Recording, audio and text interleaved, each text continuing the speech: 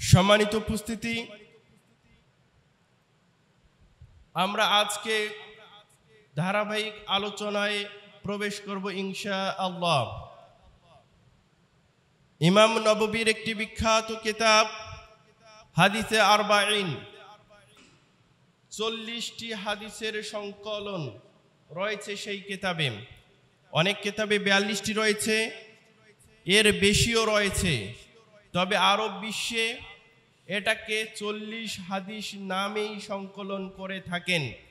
40 হাদিসের কিতাব হিসেবেই তারা এটাকে পরিগণিত করে থাকেন, যে এতে যদি আরো বেশি সংখ্যক হাদিস স্থান পায়, তারপরও আরব বিশ্ব এটাকে 40 হাদিসের কিতাব বলে আখ্যায়িত করেন।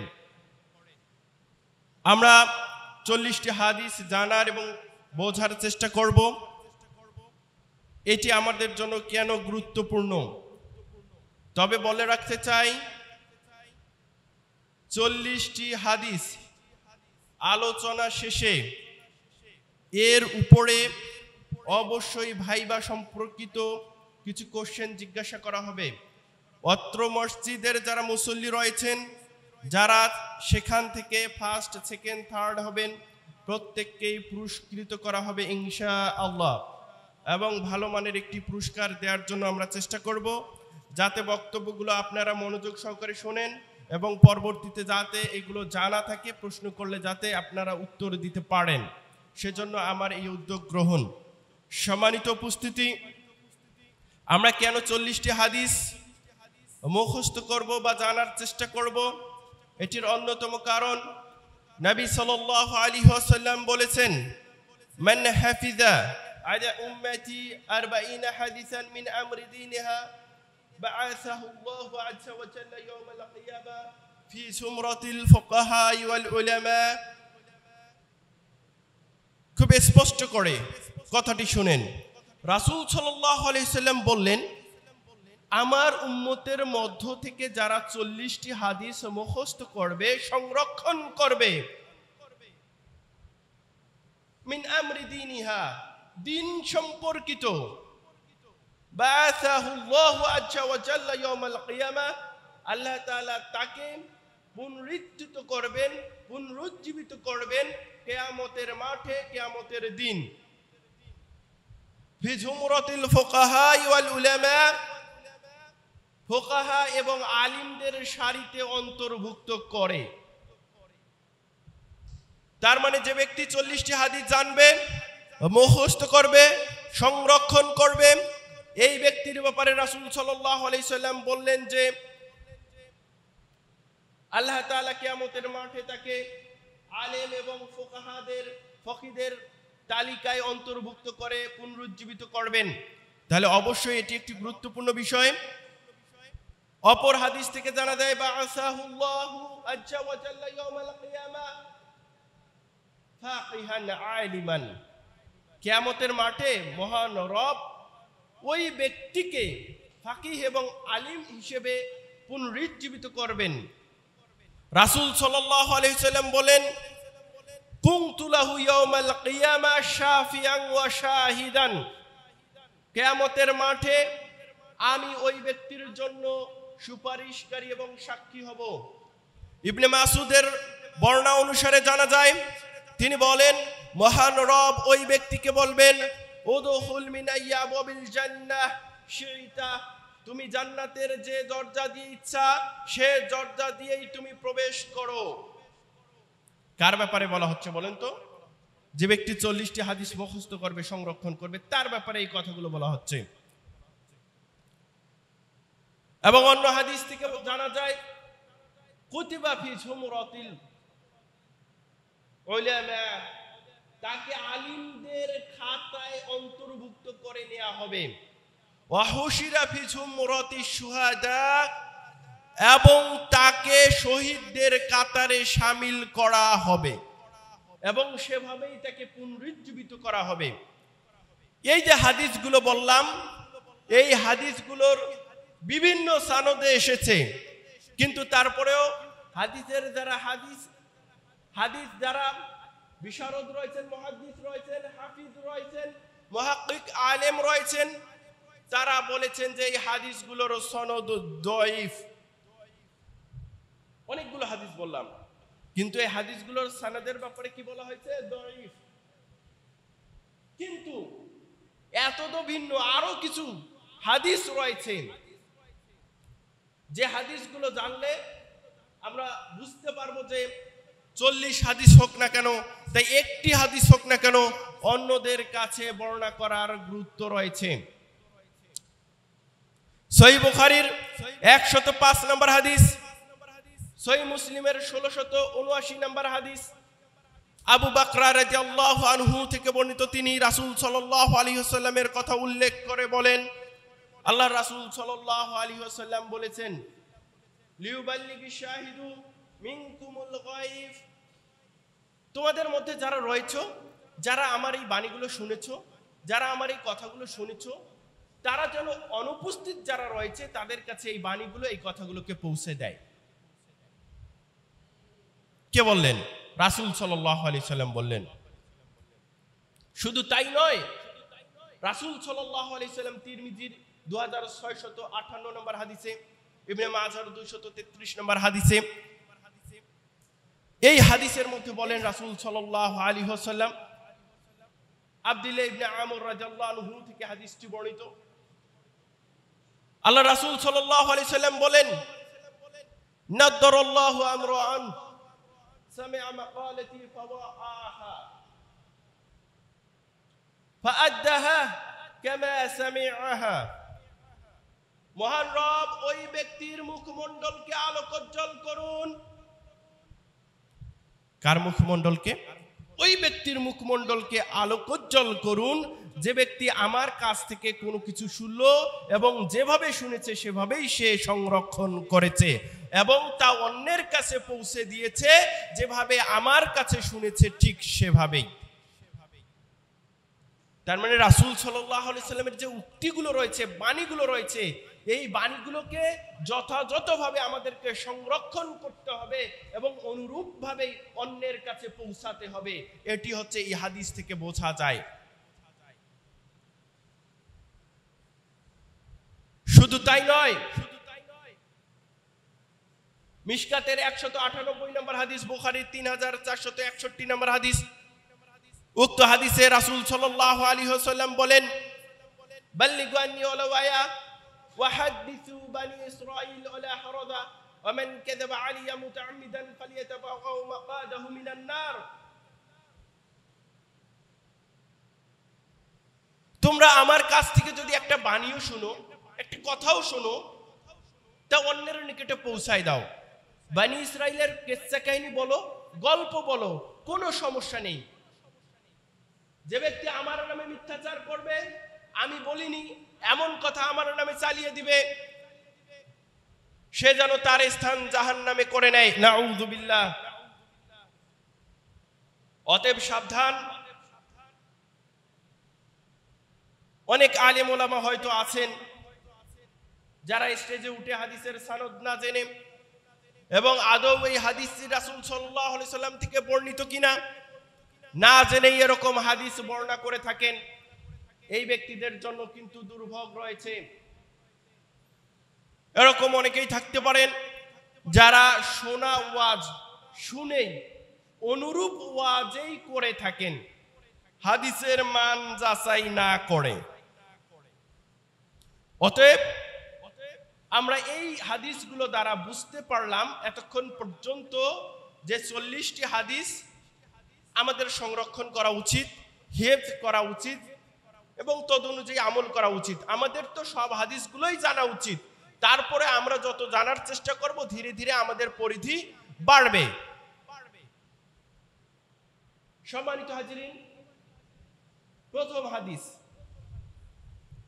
ইমাম নববী রাহিমাহুল্লাহ তার এই কিতাবে উল্লেখ করেন, খুবই গুরুত্বপূর্ণ এই হাদিসটি, যে হাদিসটি বুখারীর 1 নম্বরে রয়েছে এবং সহিহ মুসলিমের 1907 নম্বরে রয়েছে।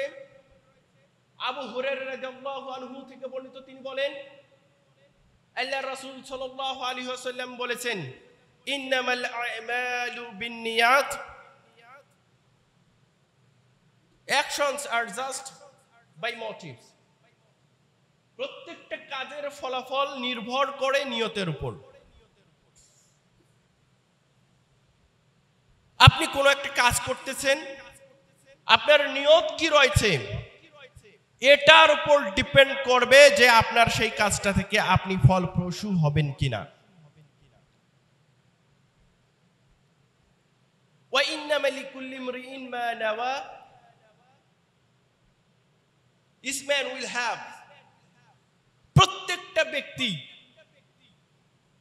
তাই পাবে what he intended, যা সে ইচ্ছা করেছে, যা সে ইচ্ছা পোষণ করেছে, যা সে নিয়ত করেছে, যা সে আকাঙ্ক্ষা করেছে। প্রত্যেকটা ব্যক্তি সেভাবেই ফলপ্রসূ হবে। হিজরতের ব্যাপারটিকে লক্ষ্য করে রাসূল সাল্লাল্লাহু আলাইহি ওয়াসাল্লাম বললেন, ফামান কানাত হিজরাতুহু ইলাল্লাহি ওয়া রাসূলিহি ফাহিজরাতুহু ইলাল্লাহি ওয়া রাসূলিহি। Does he whose migration was to Allah and his messenger, his migration is to Allah and his messenger. যে ব্যক্তি আল্লাহ এবং তার রাসূলকে রাজি খুশি করার জন্য হিজরত করেছে, তার হিজরত আল্লাহ এবং তার রাসূলের জন্যই হবে। আমরা 24-এর গণ অভ্যুত্থান দেখেছি। উদ্দেশ্য কি ছিল? বৈষম্যের বিরুদ্ধে। আমরা যেন এই বাংলাদেশে বৈষম্য নিয়ে না বাঁচি। সবাই যেন দল মত বর্ণ নির্বিশেষে আমরা যেন হকের পক্ষে ন্যায়ের পক্ষে কথা বলতে পারি। আমরা যেন জুলুম অত্যাচারের শিকার না হই, এটার উদ্দেশ্য ছিল। তাই আমরা মনে করতেছি যদি উদ্দেশ্য থেকে মসনদ দখল করা, যদি উদ্দেশ্য থেকে অন্য কিছু, তাহলে তার ফল তারা সেভাবেই পাবে। আপনার উদ্দেশ্য কি? জাতিকে অন্যায় অত্যাচার বৈষম্য থেকে মুক্ত করা, না নিজে মসনদে বসা? এটি হবে উদ্দেশ্য। যে উদ্দেশ্য নিয়ে তারা কাজ করেছে সেভাবেই তারা ফলপ্রসূ হবে। তাই বোঝা যায় এই হাদিস দ্বারাও। পরের অংশে রাসূল সাল্লাল্লাহু আলাইহি সাল্লাম বললেন, ওয়ামান কানাত হিজরাতুহু লিদুনিয়া ইউসিবুহা আও ইমরাআতিন ইয়ানকিহুহা ফাহিজরাতুহু ইলা মা হাজারা ইলাইহি। যে ব্যক্তি whose migration was to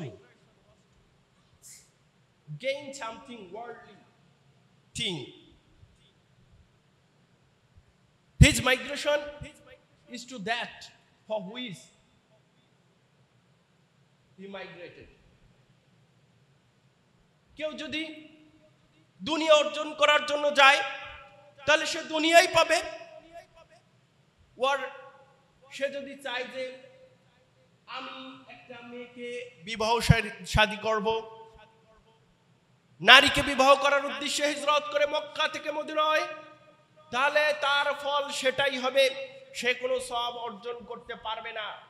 যে ব্যক্তি মক্কা থেকে মদিনায় কি জন্য গিয়েছে? দুনিয়া পাওয়ার জন্য অথবা নারীকে বিবাহ করার উদ্দেশ্যে, তাহলে সেই ব্যক্তি সেভাবেই ফলপ্রসূ হবে। তাহলে নিয়তটা কত গুরুত্বপূর্ণ বিষয়। আপনার নিয়তটাকে আগে সহি করতে হবে, খাঁটি করতে হবে। ইমাম আহমদ এবং শাফিঈ রাহিমাহুল্লাহুমা ওনারা বলেছেন এই হাদিসের মধ্যে, ফি হাদিসিল আমালি বিন্নিয়াতি সুলুসুল ইলম, এই যে নিয়ত সম্পর্কিত হাদিসটি রয়েছে, এই হাদিসের মধ্যে 1/3 এল অন্তর্নিহিত। কয় তৃতীয়াংশ? 1/3। যত জ্ঞান রয়েছে, যত ইলম রয়েছে, যত নলেজ রয়েছে, এগুলোর মধ্য থেকে সুলুস 1/3 এই হাদিসের মধ্যেই নিহিত। অনেক আলেম বলেছেন শরীয়তের 1/3 এই হাদিসের মধ্যেই রয়েছে। কেন? আপনারা একটু মনোযোগ সহকারে লক্ষ্য করুন। এখানে হিজরতের বিষয়টি এসেছে। আপনি যে কোনো কাজ করেন, ছোট্ট কাজের কথা বলি, আপনি আপনার পিতাকে একটা নতুন জামা কিনে দিচ্ছেন ঈদে অথবা অন্য যে কোনো সময়। আপনার যদি উদ্দেশ্য হয় মানুষের ভৎসনাকে এড়িয়ে চলা, তাহলে আপনি সব অর্জন করতে পারবেন না। ভৎসনা এড়িয়ে চলা মানে কি? আপনি চিন্তা করছেন আপনার বাবাকে আপনি অনেক দিন ধরে নতুন কাপড় কিনে দেন না। আপনি যখন নতুন কাপড় কিনে না দিবেন, আশেপাশের যারা প্রতিবেশী রয়েছে তারা বলবে যে বাবাকে নতুন কাপড় কিনে দেয় না। শুধু সেটাকে উপেক্ষা করার জন্য, সেই ভৎসনা থেকে বাঁচার জন্য আপনি আপনার পিতাকে সেই কাপড়টি কিনে দিলেন, তাহলে আপনার উদ্দেশ্য কি? তবে যদি আপনি নিয়ত করেন, শুধু নিয়তটা খাঁটি করেন, সহি করেন, তাহলে আপনি সব অর্জন করতে পারবেন। যেমনই ভাবে মহান রব সূরা বনী ইসরাঈলের 23-24 নম্বর আয়াতে বলেছেন এবং অন্যান্য অনেক জায়গায় উল্লেখ করেছেন। অসংখ্য হাদিস থেকে আমরা জানতে পারি যে পিতা মাতার খেদমত করতে হয় এবং তার ফলে আমরা জান্নাত অর্জন করতে পারবো। আপনার যদি উদ্দেশ্য এটা হয়, তাহলে আপনি সেই কাপড়টুকু কিনে দেবেন সেই নিয়ত করে। এই খাঁটি নিয়তে আপনি যদি কিনে দিতে পারেন, তাহলে আপনি তাই ফলপ্রসূ হবেন। কথা কি আমি বুঝাতে পেরেছি? প্রত্যেকটা কাজের ক্ষেত্রে লৌকিকতা যদি না থাকে, তাহলে আপনি নিয়তকে খাঁটি করতে হবে, খালেস করতে হবে। প্রত্যেকটা বিষয়ের ক্ষেত্রে নিয়ত করা অত্যাবশ্যক। অনেক আলেম বলেছেন, মুহাক্কিক আলেম বলেছেন, যেমন আপনি যদি সালাত আদায় করেন, সিয়াম পালন করেন, যাকাত প্রদান করেন এবং সেই সাথে আপনি যদি অন্যান্য যে কোনো কাজ করেন, যেমন ওযু, গোসল, তায়াম্মুম, এগুলোর ক্ষেত্রে নিয়ত আবশ্যক অনেকেই বলেছেন। তবে অপবিত্রতা থেকে পবিত্র হওয়ার জন্য নিয়ত করা আবশ্যক নয় অনেকে বলেছেন, কারণ সেটা তো অপবিত্রতাকে পরিহার করা হচ্ছে। যারা বলেছেন এই হাদিসের মধ্যে যে নিয়ত করা শর্ত, আমল বিশুদ্ধ হওয়ার জন্য কি নিয়ত করা শর্ত, তারা বলেছেন এই হাদিসের শুরুতে রয়েছে সিহাতুল আমালু বিন্নিয়াত, আমলের বিশুদ্ধতা নিয়তের উপর নির্ভরশীল। তাহলে আপনি আমলটা বিশুদ্ধ করতে পারবেন কিনা, আপনার আমলটা বিশুদ্ধ কিনা, এটা কিসের উপর নির্ভরশীল? এটা নির্ভরশীল হচ্ছে আপনার নিয়তের উপর। আর অনেকে বলেছেন যে শর্ত নয়, নিয়তটা শর্ত নয়। তারা বলেছেন যে শুরুতে রয়েছে কামালুল আমালু বিন্নিয়াত, আমলের পূর্ণতা নিয়তের উপর নির্ভরশীল। কথা কয়টা? কথা দুইটা। সিহাতুল আমালু বিন্নিয়াত, আমলের বিশুদ্ধতা নিয়তের উপর নির্ভরশীল। যদি এটা, তার মানে হচ্ছে নিয়তটা শর্ত। তার মানে নিয়ত যদি না করেন, ওযুর সামনে, গোসলের সামনে, সালাতের সামনে, সিয়ামের সামনে আপনি যদি নিয়ত না করেন, যাকাত দেওয়ার আগে যে আমি যাকাত বিষয়েই আমি এটা দিচ্ছি, দান সাদাকা নয়, তাহলে আপনার এই আমলটা গ্রহণযোগ্য হবে না, আপনি ফলপ্রসূ হবেন না, আপনি সওয়াব পাবেন না, কারণ নিয়তটা তো শর্ত ছিল। আর যারা বলেছে যে নিয়তটা শর্ত নয়, সেক্ষেত্রেও বলা হয়েছে যে আমলের পূর্ণাঙ্গতা নিয়তের উপর নির্ভরশীল। আপনি হয়তো সালাত পড়বেন, আপনি হয়তো অন্য কোনো কাজ করতেছেন, আপনার হয়তো সেটা হয়ে যাবে, কিন্তু পূর্ণতা পাবে না। কারণ পূর্ণতা পাওয়ার জন্য হলেও নিয়তটা করতে হবে। কথা আশা করি ক্লিয়ার। আপনি তার মানে যে কোনোই কাজ করবেন না কেন, আপনাকে নিয়ত করতে হবে। সম্মানিত উপস্থিতি, আমরা অত্র হাদিস দ্বারা বুঝতে পারলাম নিয়তটা খুবই ইম্পর্টেন্ট একটা বিষয়। অতএব আমরা যে কোনো কাজের শুরুতে নিয়ত করব। অর্থাৎ আমার উদ্দেশ্যটা কি, আমি কি জন্য এটা করতেছি, কাজের আগে যদি মনে মনে করে নেই তাহলেই হবে। এখন আপনারা চিন্তা করবেন যে আমি 4 রাকাত সুন্নত পড়তেছি, 4 রাকাত আমি ফরজ সালাত আদায় করতেছি, তাহলে মুখে বড় বড় যে আরবি দোয়াগুলো রয়েছে এগুলো আগে বলবো। এইটি নিয়ত নয়। নিয়ত হচ্ছে মনের সংকল্প, মনের ইচ্ছা, মনের আকাঙ্ক্ষা, আপনি কি করছেন। সম্মানিত উপস্থিতি,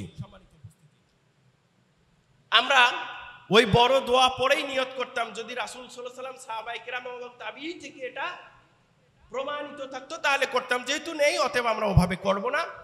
নিয়তটা যেহেতু রাসূল সাল্লাল্লাহু আলাইহি ওয়াসাল্লাম বলছেন মনের নিয়তটাই হচ্ছে নিয়ত, আপনি শুধু দাঁড়িয়ে আপনার মনে এটা আছে যে আপনি এখন কি করবেন, জুমার 2 রাকাত ফরজ সালাত আদায় করবেন ইমামের সাথে, এই তো আপনার তো এটা মনে মনে হয়েছে, আপনার আরবিতে বলার কোনো প্রয়োজন নেই। সম্মানিত উপস্থিতি, আমরা 2 নম্বর হাদিসে যাই, যেহেতু ধারাবাহিক হাদিসগুলো আমরা আলোচনা করব। 2 নম্বর হাদিসটি ইমাম নববী রাহিমাহুল্লাহ তার যে কিতাবে সংকলন করেছেন, খুবই গুরুত্বপূর্ণ একটি হাদিস, এবং হাদিসটিকে হাদিসে জিবরিল বলা হয়। এই হাদিসটি তো আন আমিরুল মুমিনিনা আবি হাফসিন উমর ইবনুল খাত্তাব রাদিয়াল্লাহু আনহু, এই হাদিসটাও ওমর ইবনুল খাত্তাব রাদিয়াল্লাহু আনহু থেকে বর্ণিত। তিনি বলেন যে বাইনামা নাহনু জুলুসুন ইনদা রাসূলিল্লাহি সাল্লাল্লাহু আলাইহি ওয়াসাল্লাম যাতা ইয়াউমিন, একদা আমরা রাসূল সাল্লাল্লাহু আলাইহি সাল্লামের নিকটে বসা ছিলাম। নাহনু জমা, তার মানে অনেকের কথা বলছেন, অনেক সাহাবায়ে কেরাম রাসূল সাল্লাল্লাহু আলাইহি সাল্লামের পাশে বসা ছিলেন। তো রাসূল সাল্লাল্লাহু আলাইহি সাল্লামের কাছে বসা থাকা অবস্থায় তিনি বর্ণনা করতেছেন যে ইযতালা আলাইনা রাজুলুন শাদীদু বায়াদিস সিয়াবি ওয়া শাদীদু বায়াদিস শা'রি, শাদীদু বায়াদি সিয়াব, এমন সময় একজন লোক আসলো যার কাপড় হচ্ছে ধবধবে সাদা, মানে হঠাৎ করে একজন লোক সেখানে চলে আসলো। ইযতালা আলাইনা শাদীদু বায়াদিস সিয়াবি শাদীদু সাওয়াদিস শা'রি, ইযতালা আলাইনা রাজুলুন, এমন সময় একজন ব্যক্তি হঠাৎ করে উদ্ভাসিত হলো, উদিত হলো। তলা শব্দটি আমরা সূর্য উদয়ের ক্ষেত্রে ব্যবহার করি, মানে হঠাৎ করেই আসলো। কোন দিক থেকে আসলো, কিভাবে আসলো আমরা এটা দেখতে পেলাম না, একজন লোক আসলো এটা দেখতে পেলাম। লোকটা কেমন ছিল? শাদীদু বায়াদিস সিয়াব, তার কাপড় ছিল ধবধবে সাদা, ওয়া শাদীদু সাওয়াদিস শা'রি, এবং তার চুলগুলো ছিল ভেরি ব্ল্যাক, খুবই কালো, কুচকুচে কালো ছিল তার চুলগুলো। হাত্তা জালাসা ইনদা রাসূলিল্লাহি সাল্লাল্লাহু আলাইহি ওয়াসাল্লাম, এমনকি সেই ব্যক্তি রাসূল সাল্লাল্লাহু আলাইহি ওয়াসাল্লামের পাশেই বসলেন। কিভাবে বসলেন? ফাসনাদা রুকবাতাইহি ইলা রুকবাতাইহি, তিনি তার হাঁটুকে রাসূল সাল্লাল্লাহু আলাইহি ওয়াসাল্লামের হাঁটুর সঙ্গে লাগিয়ে দিলেন। রাসূল সাল্লাল্লাহু আলাইহি ওয়াসাল্লামের যে পাশে বসলেন, কিভাবে বসলেন? তার হাঁটুকে রাসূল সাল্লাল্লাহু আলাইহি ওয়াসাল্লামের হাঁটুর সঙ্গে লাগিয়ে দিলেন। তারপরে কি হলো? ওয়া ওয়াদাআ কাফাইহি আলা ফাকদাইহি, তার যে হাতের তালু রয়েছে এই হাতের তালু রাসূল সাল্লাল্লাহু আলাইহি সাল্লামের উরুর উপরে রাখলেন। ওয়াকালা, এবং তিনি বললেন ইয়া মুহাম্মদ ফাআখবিরনি আনিল ইসলাম, আপনি আমাকে ইনফর্ম মি অ্যাবাউট ইসলাম, আপনি আমাকে ইসলাম সম্পর্কে ইনফর্ম করুন, খবর দিন, বলুন। তখন রাসূল সাল্লাল্লাহু আলাইহি সাল্লাম বলেন আল ইসলাম আন তাশহাদা আল লা ইলাহা ইল্লাল্লাহ ওয়া আন্না মুহাম্মাদার রাসূলুল্লাহ, ইসলাম হচ্ছে এটা সাক্ষ্য দেওয়া যে আল্লাহ ছাড়া অন্য কোনো হক মাবুদ নেই, উপাস্য নেই, সত্যিকারের কোনো ইলাহ নেই, এবং মুহাম্মদ সাল্লাল্লাহু আলাইহি ওয়াসাল্লাম তার মেসেঞ্জার, নবী, রাসূল, এটি সাক্ষ্য দেওয়া। ওয়া তুকিমাস সালাহ ওয়া তুতিয়াজ যাকাত ওয়া তাসুমা রমাদান ওয়া তাহুজ্জাল বাইতা ইন ইসতাতা ইলাইহি সাবিলা, ইউ শুড পারফর্ম ইওর সালাহ, তোমার সালাতটাকে তুমি পড়বে, পে যাকাত, যাকাত প্রদান করবে, ফাস্ট ডিউরিং রমাদান, রমাদানের সময় সিয়াম পালন করবে, আর যে বিষয়টা ইফ ইউ হ্যাভ অ্যাবিলিটি, তোমার যদি সামর্থ্য থাকে তাহলে তুমি আল্লাহর ঘর মক্কায় গিয়ে হজ করবে। ইসলাম হচ্ছে এটা। কথা আশা করা যায় ক্লিয়ার? সবাই খুব মনোযোগ সহকারে শুনবেন। তাহলে ইসলাম কোনটা? ইসলাম হচ্ছে এটা সাক্ষ্য দেওয়া যে আল্লাহ ছাড়া সত্যিকারের কোনো ইলাহ নেই, রাসূল সাল্লাল্লাহু আলাইহি সাল্লাম হচ্ছেন তার প্রেরিত নবী, হযরত মুহাম্মদ সাল্লাল্লাহু আলাইহি ওয়াসাল্লাম হচ্ছেন তার প্রেরিত রাসূল। আর কি? সালাত কায়েম করা, যাকাত প্রদান করা, রমাদানের সিয়াম পালন করা, সামর্থ্য থাকলে আল্লাহর ঘর তাওয়াফ করে আসা, অর্থাৎ হজ করা। এটি হচ্ছে ইসলাম। ক্বালা সাদাকাতা, তিনি বললেন you have spoken the truth, তুমি সত্য বলেছো। বর্ণনাকারী বলতেছেন ওমর রাদিয়াল্লাহু আনহু ফাআযিবনা লাহু ইয়াসআলুহু ওয়া ইউসাদ্দিকুহু, we were astonished at his questioning him and then telling him that he was right. এটা কেমন একটা কথা হলো না? আমরা বিস্মিত হয়ে গেলাম। ওই ব্যক্তি আসলো, এসে রাসূল সাল্লাল্লাহু আলাইহি সাল্লামকে প্রশ্ন করলো, রাসূল সাল্লাল্লাহু আলাইহি সাল্লাম উত্তর দিলেন, আবার তিনি বলতেছেন যে তুমি সত্য বলেছো। এই কথাটা যখন বললেন তখন আমরা আশ্চর্য হয়ে গেলাম।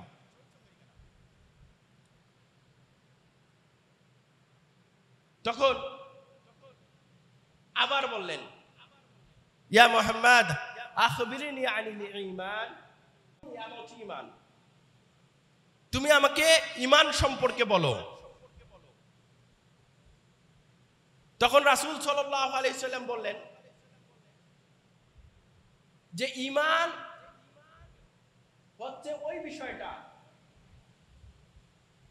আন তুমিনা বিল্লাহি ওয়া মালাইকাতিহি ওয়া কুতুবিহি ওয়া রাসূলিহি ওয়াল ইয়াউমিল আখির ওয়া তুমিনা বিল কদরি খাইরিহি ওয়া শাররিহি। ঈমান কোন বিষয়টা বলেন তো দেখি? ঈমান হচ্ছে ওই বিষয়টা আল্লাহর উপর ঈমান আনা, তার ফেরেশতাগণের উপর ঈমান আনা, তার আসমানি কিতাবসমূহের উপর ঈমান আনা, তার রাসূলগণের উপর ঈমান আনা, আখিরাতের প্রতি ঈমান আনা এবং তাকদীরের ভালো মন্দের প্রতি ঈমান আনা।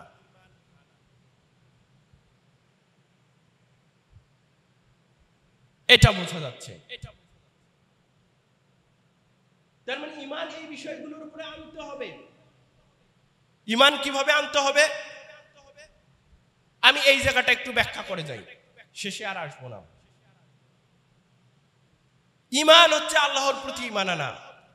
আমরা একটা জিনিস সব সময় বুঝি, আল্লাহর যে গুণগুলো রয়েছে, তাওহীদে উলুহিয়া, তাওহীদে রুবুবিয়া, তাওহীদে আসমা ওয়াস সিফাত, সবগুলোর উপরে ঈমান আনলাম, তাকে সব গুণে গুণান্বিত করলাম। আপনারা যদি কেউ ভাই মোহাম্মদ আরিফ আজাদের লেখা প্যারাডক্সিক্যাল সাজিদ পড়ে থাকেন, সেখানে দেখবেন একটা প্রশ্ন করা আছে। একজন নাস্তিক, একজন বেধর্মী প্রশ্ন করেছে যে আল্লাহ তাআলা সব পারেন। ওকে, ঠিক আছে, আল্লাহ তাআলা কি নিজেকে ধ্বংস করে আবার সৃষ্টি করতে পারেন কিনা? উত্তর কি দিবেন? আল্লাহ তো সবই পারেন। তাহলে আল্লাহ তাআলা নিজেকে ধ্বংস করে আবার পুনরায় তাকে সৃষ্টি করতে পারেন কিনা, এটা প্রশ্ন।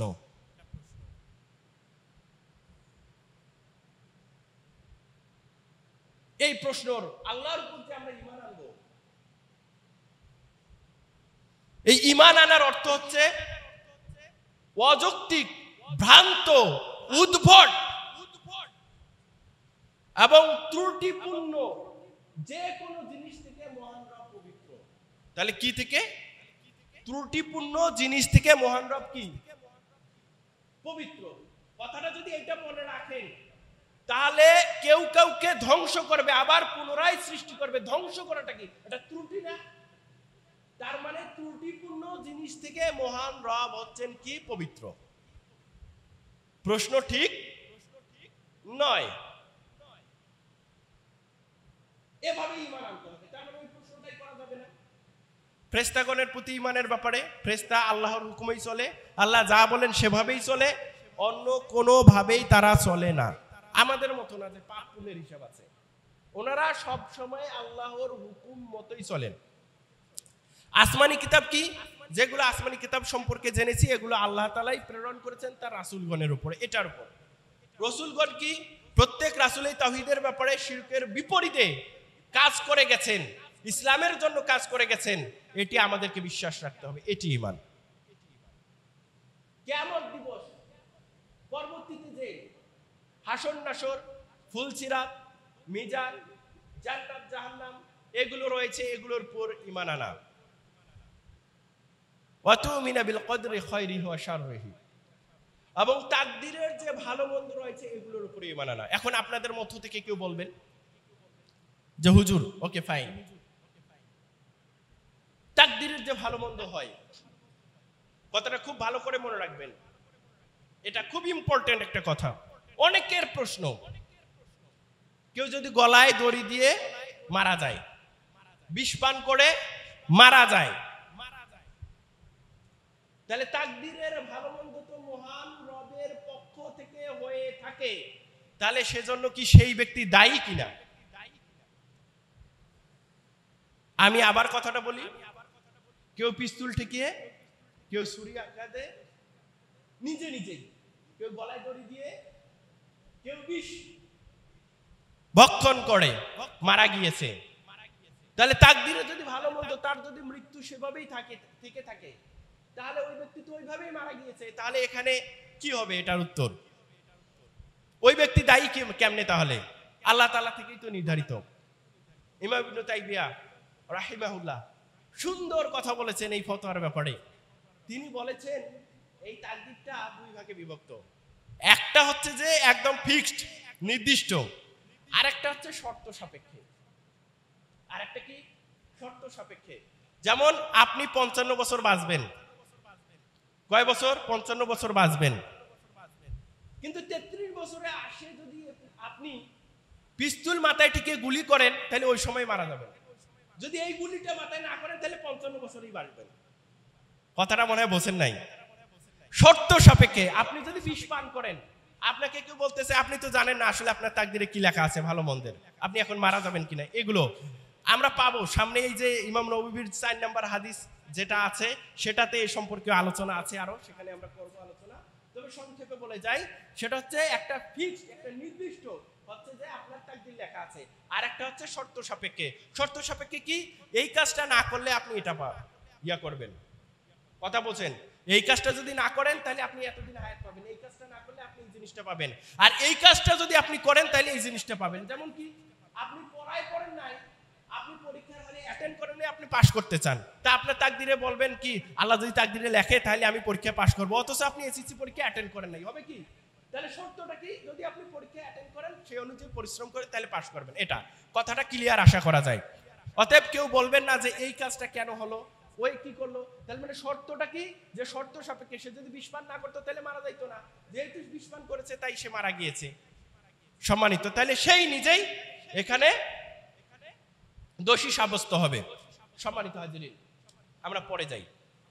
আবার ওই ব্যক্তি প্রশ্ন করলো, কোন ব্যক্তি বলেন তো? একজন আগন্তুক যে আসলেন, তিনি এসে বলতেছেন যে ইয়া মুহাম্মদ, আবার বললেন এই যে কথাগুলো বললেন ঈমান সম্পর্কে, তখনও তিনি বলছেন সাদাকাতা, তুমি সত্য বলেছো। আবার বললেন যে ইয়া মুহাম্মদ আখবিরনি আনিল ইহসান, তুমি আমাকে ইহসান সম্পর্কে খবর দাও, ইহসান সম্পর্কে বলো। তখন আল্লাহ রাসূল সাল্লাল্লাহু আলাইহি সাল্লাম বললেন আন তা'বুদাল্লাহ কাআন্নাকা তারাহু ফাইন লাম তাকুন তারাহু ফাইন্নাহু ইয়ারাক। ইহসান হচ্ছে সেই বিষয়টি, তুমি যখন ইবাদত করো মনে রাখবে যে তুমি ইবাদত করার সময় মহান রবকে দেখতে পাচ্ছ। মানে যে কোনো ইবাদত, আমরা যদি সালাত আদায় করি, সিয়াম পালন করি, যে কোনো কিছু করি, ইবাদতগুলো করি, এই কাজগুলো করি, তখন আমাদের মনে কি রাখতে হবে? যে আমরা আল্লাহ তাআলাকে দেখতে পাচ্ছি। আর এমনটা যদি নাও হয় তাহলে অন্তত যেন এটা মনে রাখো যে তিনি তোমাকে দেখছেন, আমি মনে করেন আল্লাহকে দেখতে পাচ্ছি না। ইবাদত ইহসানটা কি? উত্তম ইহসান হচ্ছে এটা যে আমি আল্লাহকে সামনে দেখে দেখে ইবাদত করতেছি, এরকম। তাহলে আমার ইবাদতটা কেমন হবে? ছোট্ট উদাহরণ দিই। আপনি একটা অফিসে কাজ করেন খুব ভালো, যেমন ভাবে কাজ করেন ওই অফিসের যিনি এমডি তিনি এসেছেন, তাকে দেখতে পাচ্ছেন, আপনি কাজটা কেমন করবেন? খুবই মনোযোগ সহকারে করবেন কিনা বলেন তো? অবশ্যই খুবই মনোযোগ সহকারে করবেন। আর আপনি যখন আল্লাহকে দেখে দেখে ইবাদত করবেন, এটি যদি আপনার মনে থাকে, তাহলে পূর্ণ ইখলাসের সহিত, খুলুসিয়াতের সহিত আপনি কিন্তু সেটা ইবাদত করবেন। সম্মানিত উপস্থিতি, তাহলে এটা দ্বারা এটা বোঝা যাচ্ছে। আর যদি আপনি এটা মনে করতে না পারেন, মনের ধারণা করতে পারতেছেন না যে আমি মহান রবকে দেখতে পাচ্ছি, এটা ধারণা করতে পারছেন না, অন্তত এটা মনে রাখেন যে আমি যা করব এটা প্রত্যেকটা জিনিস মহান রব দেখছেন। তাহলে কি হবে? এই অফিসের ক্ষেত্রেই যদি হয়, মনে করেন এমডি স্যার আসে নাই, কিন্তু আপনি যদি এরকম মনে করেন যে আমার কেউ ঊর্ধ্বতন কর্তৃপক্ষ নাই, এই কাজটা কেউ দেখবে না, তাহলে তো আপনি কাজ যেমন ইচ্ছে তেমন করে করবেন। অন্তত এটা যদি ভয় করেন যে আমার এই কাজটা এমডি স্যার দেখছেন, কিভাবে দেখছেন? তার লোক নিয়োগের মাধ্যমে, পরবর্তীতে যাচাই করে দেখবেন, তাহলে আপনি অন্তত পক্ষে একটু হলেও ভালো করে কাজটা করবেন। আশা করি কথাটা ক্লিয়ার। সম্মানিত হাজিরিন, এই কথাটা বলা হলো, পরে আবার বললেন যে ইয়া মুহাম্মদ আখবিরনি আনিস সাআহ, তুমি আমাকে সাআহ সম্পর্কে বলো, কিয়ামতের যে আলামতগুলো রয়েছে এই আলামতগুলো সম্পর্কে বলো। তখন আল্লাহ রাসূল সাল্লাল্লাহু আলাইহি সাল্লাম উত্তর দিচ্ছেন যে, খুব মনোযোগ, উত্তর কি দিচ্ছেন যে মাল মাসউলু আনহা বিআলামা মিনাস সাইল,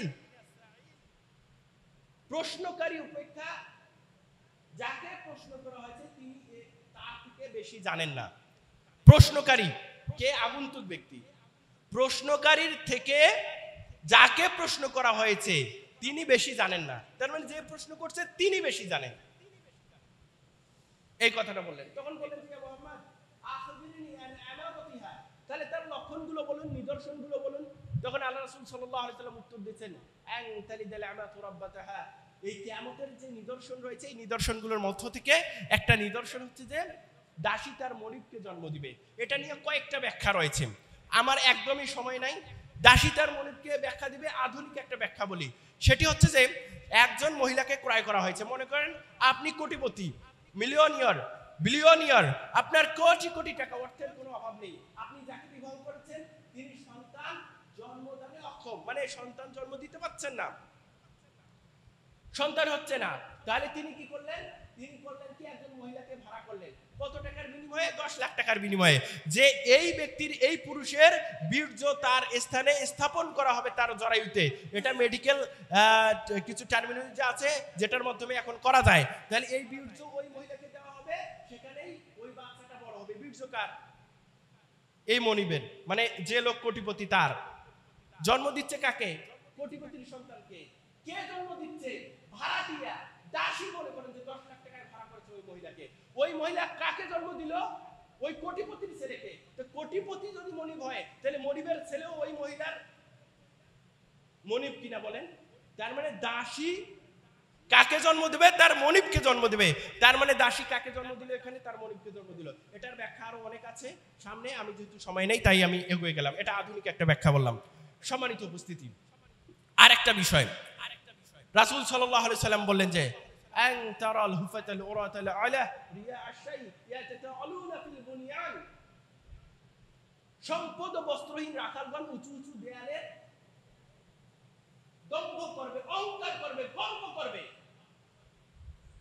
যাদের সম্পদ নাই, বস্ত্র নাই, এরকম কাঙ্গাল রাখাল যারা রয়েছে, এই রাখালরা যারা গরিব মানুষ, এটা দ্বারা বোঝা যাচ্ছে যারা দরিদ্র মানুষ, এরাও বড় বড় অট্টালিকা, বড় বড় দালান করবে এবং এটার অহংকার করবে, গর্ব করবে, দম্ভ করবে।